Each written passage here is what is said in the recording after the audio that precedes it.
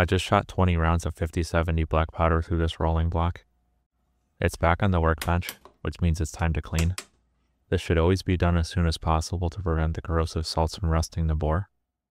Here you can see how much fouling is within the bore. I can't see a hint of rifling at all. I have the rifle set up vertically, with a drain bucket under the muzzle.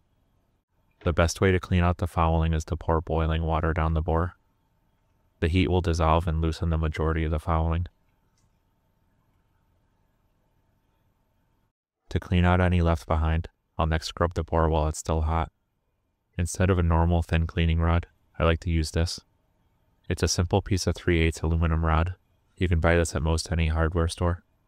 I'll use it to push cotton patches down the bore. The first one comes out completely saturated. Each subsequent patch comes out a bit cleaner.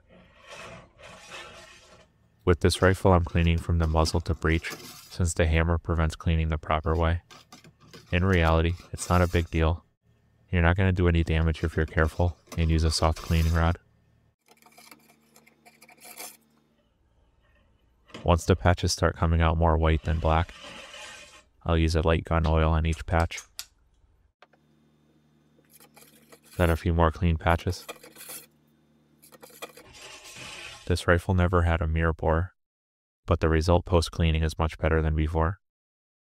The rifling is distinctly visible. The last thing to do is to clean the breech face. I'm using an oil-soaked patch to scrub off any left behind corrosive salt. After cleaning a bore shot with black powder, I'll check again in a few days to make sure that I got everything. The process though is very simple. The boiling water does the majority of the work. Thanks for watching, and follow for more gunsmithing quick tips.